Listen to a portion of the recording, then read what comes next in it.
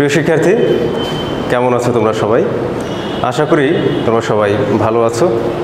প্রত্যেকেই যে যার বাসায় অবস্থান করছো, বিনা প্রয়োজনে ঘর থেকে বেরোচ্ছ না।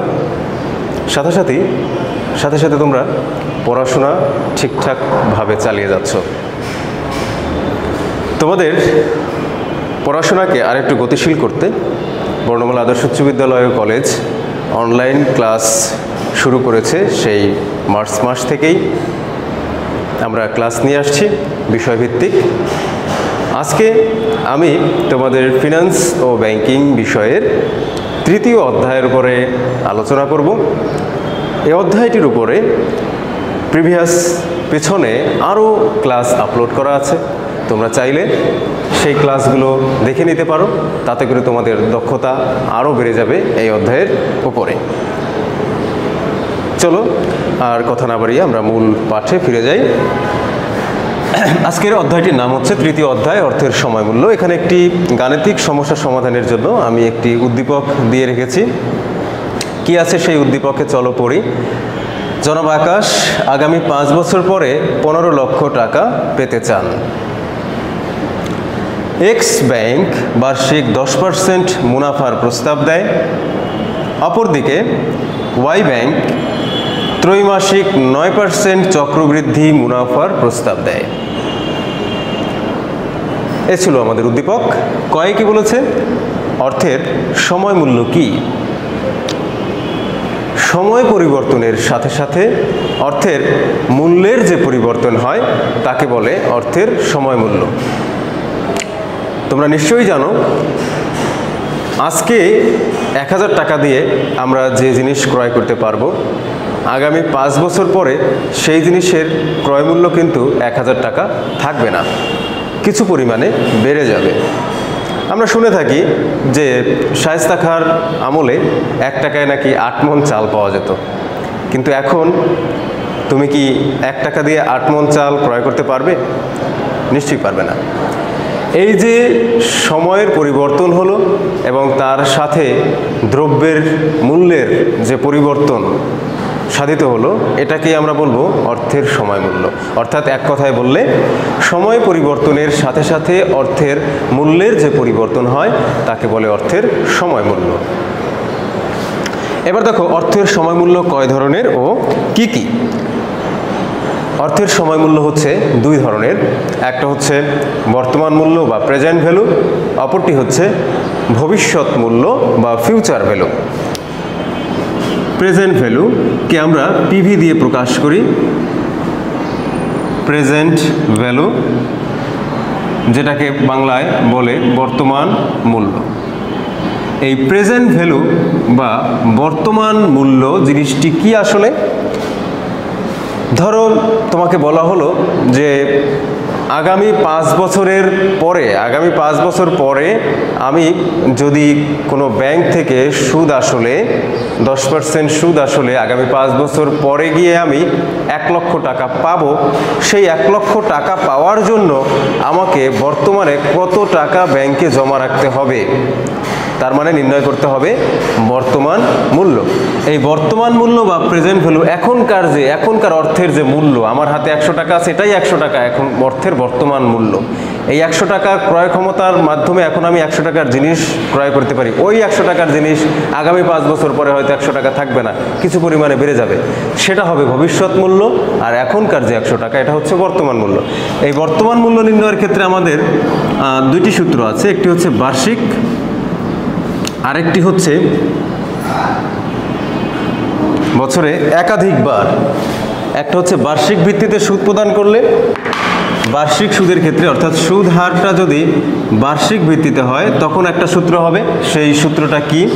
সেই সূত্রটা হচ্ছে PV equal to FV divided by 1 plus I whole to the power N. যেখানে এফভি দ্বারা কি প্রকাশ পাবে? এফভি দ্বারা প্রকাশ পাবে ফিউচার ভ্যালু বা ভবিষ্যৎ মূল্য। আই দ্বারা কি বোঝায়? ইন্টারেস্ট রেট বা সুদের হার। এন দ্বারা কি বোঝায়? এন দ্বারা বোঝায় সময়। ঠিক আছে? যদি সুদ বছরে একাধিকবার অর্থাৎ চক্রবৃদ্ধি আকারে যদি সুদ প্রদান হয়, সেক্ষেত্রে পিভি সমান কি হবে, সেক্ষেত্রে পিভি সমান একটু পরিবর্তন হবে। সেই পরিবর্তনটা কোথায় হবে? এফভি এর জায়গায় এফভি থাকবে, 1 এর জায়গায় 1 থাকবে, আইকে ইন্টারেস্টকে ভাগ হবে এম দিয়ে এবং এনকে গুণ হবে এম দিয়ে। এখন কথা হচ্ছে এম কি? এম কি? এম হচ্ছে চক্রবৃদ্ধির সংখ্যা। এম হচ্ছে চক্রবৃদ্ধির সংখ্যা। এম হচ্ছে চক্রবৃদ্ধির সংখ্যা। এম হচ্ছে চক্রবৃদ্ধির সংখ্যা। যদি বলে মাসিক চক্রবৃদ্ধি, অর্থাৎ প্রতি মাসে যদি একবার সুদ প্রাপ্তির কথা থাকে, মাসিক চক্রবৃদ্ধি, তখন এম এর মান হবে 12। যদি বলে দ্বিমাসিক চক্রবৃদ্ধি, তখন এম এর মান হবে 6, কারণ 2 মাস অন্তর অন্তর সুদ প্রদান করে। তাহলে বছরে মাসের সংখ্যা হলো 12টা, যেটাকে 2 দিয়ে ভাগ করলে কত হবে? আমাদের 2 দিয়ে ভাগ করলে সেটা হবে 6। এরপরে যদি ত্রৈমাসিক চক্রবৃদ্ধি হয়, তখন এম এর মান হবে 4। ত্রৈমাসিক চক্রবৃদ্ধি হলে এম এর মান হবে 4। ঠিক আছে, অর্থাৎ 3 মাস অন্তর অন্তর, 3 মাস অন্তর অন্তর হলে বছরে চক্রবৃদ্ধি হয় 4 বার। যদি ষান্মাসিক চক্রবৃদ্ধি হয়, ষান্মাসিক বা যেটার আরেকটা নাম হচ্ছে অর্ধবার্ষিক কথার অর্থ হলো 6 মাস অন্তর একবার। ষান্মাসিক মানে হলো 6 মাস অন্তর একবার, তখন এম এর মান হবে 2। এগুলোই মোটামুটি আসে। হ্যাঁ, তাহলে চক্রবৃদ্ধির সংখ্যার ক্ষেত্রে আমরা এম এর এইটা ব্যবহার করব। এইগুলো আমাদের বর্তমান মূল্য নির্ণয়। এবার যদি ভবিষ্যৎ মূল্য নির্ণয়ের কথা বলে, ভবিষ্যৎ মূল্য নির্ণয়ের ক্ষেত্রে আমাদের সুদের ব্যাপারটা কি হবে বা সূত্রটা কি হবে? ভবিষ্যৎ মূল্যের ক্ষেত্রে ভবিষ্যৎ মূল্য অর্থাৎ ফিউচার ভ্যালু, ফিউচার ভ্যালু, বাংলায় ভবিষ্যৎ মূল্য। তখন যদি বার্ষিক ভিত্তিতে সুদ প্রদান করে ভবিষ্যৎ মূল্য নির্ণয়ের ক্ষেত্রে, তখন হবে আমাদের FV equal to PV into 1 plus I whole to the power N. যা ঠিক তাই, শুধুমাত্র আগে ছিল ভাগ অবস্থায়, এবার গুণ অবস্থায়। পিভি দ্বারা প্রেজেন্ট ভ্যালু, আই দ্বারা ইন্টারেস্ট রেট, এন হচ্ছে সময়। একাধিকবার চক্রবৃদ্ধি যদি হয়, পরিবর্তন আর কোথাও হবে না, শুধুমাত্র 1 প্লাস আইকে ভাগ করতে হবে চক্রবৃদ্ধির সংখ্যা অর্থাৎ এম দিয়ে, এনকে গুণ করতে হবে চক্রবৃদ্ধির সংখ্যা অর্থাৎ এম দিয়ে। তাহলে দেখো পরিবর্তন শুধু কোথায়? শুধুমাত্র ইন্টারেস্ট রেটকে চক্রবৃদ্ধির সংখ্যা দিয়ে ভাগ করতে হবে এবং সময়কে চক্রবৃদ্ধির সংখ্যা দিয়ে গুণ করতে হবে। এম এর মান কিভাবে হবে? আগের যে আমি লিখেছিলাম সেখানে আমি এম কত কিভাবে আসে এটা বলেছি। এবার উদ্দীপকে আবার ফিরে যাই। আমাদের খ নাম্বার আলোচনা করা হয়ে গেল। গ নাম্বারে কি বলেছে? গ নাম্বারে বলেছে এক্স ব্যাংকে বর্তমানে কত টাকা জমা রাখতে হবে, কিসের জন্য? ভবিষ্যতে, অর্থাৎ 5 বছর পরে ওই যে আমি 15 লক্ষ টাকা পাবো, সেই 15 লক্ষ টাকা আমার পাওয়ার জন্য এক্স ব্যাংকে বর্তমানে কত টাকা জমা রাখতে হবে। তাহলে আমরা লিখি এক্স ব্যাংকের ক্ষেত্রে লিখলাম। এবার আমাকে নির্ণয় করতে হবে কি? নির্ণয় করতে হবে কিন্তু বর্তমান মূল্য, অর্থাৎ আমি ওই 5 বছর পরের 15 লক্ষ টাকা পাওয়ার জন্য বর্তমানে কত টাকা জমা রাখবো। তাহলে আমার সূত্রটা, যেহেতু এক্স ব্যাংক আমাকে সুদ প্রদানের কথা বলেছে বার্ষিক ভিত্তিতে হলে, বার্ষিক সুদ যদি হয় সেক্ষেত্রে আমাদের সূত্রটা কি? PV equal to FV divided by 1 plus I whole to the power N, যেখানে এফভি হচ্ছে ভবিষ্যৎ মূল্য। ভবিষ্যৎ মূল্য আমাদের কত? 15 লক্ষ টাকা। আমরা 15 লক্ষ টাকা পেতে চাই। আই হচ্ছে সুদের হার। আমাদের সুদের হার কত দেওয়া আছে? এক্স ব্যাংকের ক্ষেত্রে সুদের হার দেওয়া আছে 10%। বা এই 10কে 100 দিয়ে যদি আমরা ভাগ করি তাহলে হবে 0.1। যেখানে হার বলা থাকবে সেখানে আমাদের কি করতে হবে, দশমিকে 100 দিয়ে ভাগ করে পূর্ণ সংখ্যাকে দশমিকে রূপান্তর করে নিতে হবে অঙ্ক করার সুবিধার্থে। এন হচ্ছে সময়। সময় কত বছর পরে আমি পেতে চাই? 5 বছর পরে। তাহলে এন এর মান হচ্ছে আমাদের 5। পিভি আমাদের জানা নেই, এটা নির্ণয় করতে হবে। তাহলে চলো সূত্র অনুযায়ী মানগুলোকে বসিয়ে ফেলি। এফভি এর জায়গায় কত বসবে? এফভি এর জায়গায় বসবে 15 লক্ষ। এখানে 1 হচ্ছে সূত্রের 1 প্লাস আই হচ্ছে 0.1 whole to the power N এর মান হচ্ছে 5। সায়েন্টিফিক ক্যালকুলেটরে তুমি কিন্তু এটাকে একবারে করে ফেলতে পারো। আরেকটা লাইন তাও আমি এখানে করে দিচ্ছি। এখানে হবে 1.1 হোল টু দি পাওয়ার 5। তাহলে ক্যালকুলেটরে আমরা এটা কিভাবে করব একটু দেখি। প্রথমে লিখতে হবে 15 লক্ষ, এটাকে ভাগ দিতে হবে 1.1 হোল টু দি পাওয়ার 5।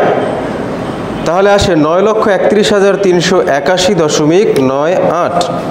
9,31,381.98। অর্থাৎ আমি যদি বা জনাব আকাশ উনি যদি এক্স ব্যাংকে টাকা জমাতে চান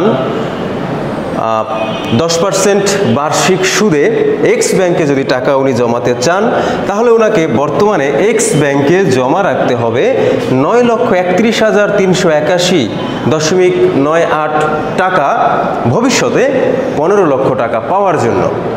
তাহলে এক্স ব্যাংকে বর্তমানে কত টাকা জমা রাখতে হবে? আমাদের গয়ের উত্তর হচ্ছে এক্স ব্যাংকে ভবিষ্যতে 5 বছর পরে 15 লক্ষ টাকা পাওয়ার জন্য 9,31,381.98 টাকা জমা রাখতে হবে। আমাদের গ নাম্বার কিন্তু শেষ। এই অ্যামাউন্টটা আমাদের পরবর্তীতে সিদ্ধান্ত গ্রহণের ক্ষেত্রে লাগবে, এজন্য আমি এই গয়ের জন্য এটা এখানে লিখে রাখি 9,31,381.98। নেক্সট ঘ নাম্বার অপশন বলেছে কোন ব্যাংকে অর্থ জমানো লাভজনক। কোন ব্যাংকে অর্থ জমানো লাভজনক হবে সেটা জানার জন্য আমাদেরকে অবশ্যই আরেকটি যে ব্যাংক আছে সেই ব্যাংকে আমাকে কত টাকা রাখতে হবে সেটা দেখতে হবে। সেটা দেখে তারপর আমি সিদ্ধান্ত নিব। তাহলে ঘ নাম্বার আরেকটা ব্যাংক আমাদের রয়ে গেছে, সেটা কি? Y bank. ওয়াই ব্যাংকের ক্ষেত্রে ওয়াই ব্যাংকের ক্ষেত্রে আমাদের সুদ প্রদান করা হয়েছে কি? চক্রবৃদ্ধি। তাহলে এখানে লিখে নেব বা আমি বোঝার জন্য চক্রবৃদ্ধি সুদ, এটা আমরা জানি ওয়াই ব্যাংকের ক্ষেত্রে। তো চক্রবৃদ্ধি সুদের ক্ষেত্রে PV equal to FV divided by 1 plus I divided by M whole to the power N into M. এখানে এফভি হচ্ছে 15 লক্ষ, ঠিক আছে। আই হচ্ছে সুদের হার, এখানে সুদের হার কত? এখানে ওয়াই ব্যাংকের ক্ষেত্রে সুদের হার হচ্ছে 9% বা 9কে 100 দিয়ে যদি ভাগ করি 0.09। আর কি দরকার আমার? এন হচ্ছে সময়, কয় বছর? এটাও 5 বছর। এম হচ্ছে চক্রবৃদ্ধির সংখ্যা, এখানে চক্রবৃদ্ধির সংখ্যা এম যেহেতু ত্রৈমাসিক যেহেতু, সুতরাং এম এর মান হবে 4। আর পিভি আমাদের জানা নেই, এজন্য এখানে একটা কোশ্চেন মার্ক। এবার তুমি প্রয়োজন অনুসারে তোমার মানগুলো বসাও। এফভি এর জায়গায় বসবে 15 লক্ষ টাকা, 1 plus 0.09 divided by 4 whole to the power N এর মান হচ্ছে 5, এম এর মান হচ্ছে 4। আমরা আমাদের অঙ্কের সঠিক হওয়ার জন্য কি করে নেব? এই গুণটাকে করে নেব। না হয় সায়েন্টিফিক ক্যালকুলেটরে অনেকটাতে ফাংশনগত কারণে ভুল আসে, তো বেটার হবে যদি আমরা ওই গুণটা আরেক লাইন বেশি করে হলেও ওই গুণটা যদি করে নিই। 4 গুণ 5 গুণ করলে হবে 20। এবার আমরা ক্যালকুলেটরে এটা একবারেই বসাতে পারবো। কি করতে হবে, উপরের লেখাটা সংখ্যাটা আগে লিখতে হবে। 15 লক্ষ আমরা লিখলাম, ভাগ, এরপর তোমাকে যেভাবে আছে সেভাবে ব্র্যাকেট ব্যবহার করবে। এরপরে 1 প্লাস 0.09 ভাগ 4। এরপর কি করতে হবে শিক্ষার্থীরা, ব্র্যাকেটটা বন্ধ করতে হবে। এরপরে পাওয়ার হচ্ছে 20। 9,61,224, 9,61,224.70,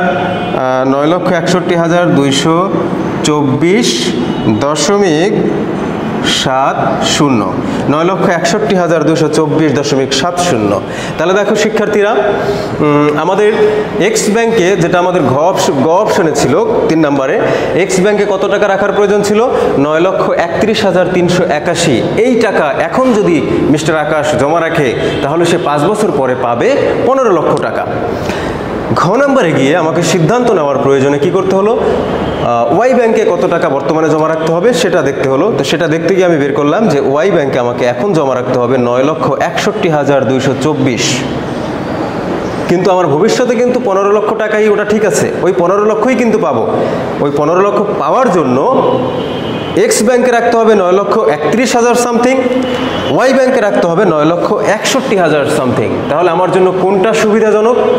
আমার জন্য সুবিধাজনক হচ্ছে এক্স ব্যাংক, কারণ বর্তমান মূল্যের ক্ষেত্রে যেটা কম, যে ব্যাংকে কম অর্থ জমা রেখে আমি ভবিষ্যতে একই অ্যামাউন্ট পাবো, সেটা আমার জন্য লাভজনক, তাই না? তাহলে আমি একটাতে রাখা লাগবে 9,31,000, আর একটাতে রাখা লাগবে 9,61,000। কোনটা আমার জন্য সুবিধাজনক? অবশ্যই আমার জন্য যেটাতে কম টাকা জমা রাখা লাগবে সেটা সুবিধাজনক। তাহলে আমি এখানে বলছে যে কোন ব্যাংকে অর্থ জমানো লাভজনক, আমি সেই সিদ্ধান্তটা নিয়ে ফেললাম, বুঝে ফেললাম যে আমাকে ওয়াই ব্যাংকে, এক্স ব্যাংকে অর্থ জমানো লাভজনক। সুতরাং এখানে লিখে দিব এক্স ব্যাংকে অর্থ জমানো লাভজনক। ঠিক আছে, এক্স ব্যাংকে অর্থ জমানো লাভজনক। তো শিক্ষার্থীরা দেখো, তুমি কিন্তু পিভি নির্ণয় করাটা শিখে গেলে, এবং বার্ষিক সুদের ক্ষেত্রে হলে কীরকম হবে, বছরে একাধিকবার চক্রবৃদ্ধি হলে তখন কোন মাধ্যমে তুমি পিভির সূত্র ব্যবহার করে তুমি ইয়াটা নির্ণয় করবে, তোমার বর্তমান মূল্য নির্ণয় করবে, সেটাও কিন্তু তুমি জেনে গেছো। প্রিয় শিক্ষার্থী, আজকে আমার এই তৃতীয় অধ্যায়, অর্থের সময়মূল্য অধ্যায় থেকে এতটুকুই আলোচনার বিষয়বস্তু ছিল। বর্তমান মূল্য নির্ণয় এবং অর্থের সময়মূল্য নির্ণয়ের সূত্রগুলো সম্পর্কে আলোচনা করা। পরবর্তী ক্লাসে আমি অর্থের ভবিষ্যৎ মূল্য কিভাবে নির্ণয় করে সেটি দেখাবো, এবং প্রকৃত সুদের হার, অর্থাৎ একটা নির্দিষ্ট হারের সুদ বছরে যদি একাধিকবার চক্রবৃদ্ধি ঘটে, তখন বছর শেষে গিয়ে কিন্তু ওই পূর্বের উল্লেখিত অ্যামাউন্ট আর ঠিক থাকে না, সেই সুদের হারটা কিছু পরিমাণে বেড়ে গিয়ে, চক্রবৃদ্ধি আকারে বেড়ে গিয়ে বছর শেষে সুদের হারের কিন্তু পরিবর্তন হয়। এই পরিবর্তন হওয়ার পরে গিয়ে যে সুদটা দাঁড়ায়, সেটি হচ্ছে ওই বছরের প্রকৃত সুদের হার। তো সেই প্রকৃত সুদের হার, বা ইংরেজিতে বলে এফেক্টিভ অ্যানুয়াল রেট, EAR, এই EAR নির্ণয় এবং ভবিষ্যৎ মূল্য নির্ণয়, এটি সম্পর্কে আমি আগামী ক্লাসে আলোচনা করব, যদি সৃষ্টিকর্তা আমাকে সুস্থ রাখেন। তোমরা সে পর্যন্ত সবাই ভালো থাকো, সুস্থ থাকো, সবাই যার যার বাসায় অবস্থান করবে, বিনা প্রয়োজনে বাসার বাইরে যাবে না, এবং পড়াশোনা ঠিকমতো চালিয়ে যাবে। তোমাদের সকলের সুস্থতা কামনা করি, সকলে পড়াশোনায় ভালো করো, উন্নতি করো, এই কামনায় আজকের মতো আমি অনলাইন ক্লাস থেকে বিদায় নিচ্ছি। আল্লাহ হাফেজ।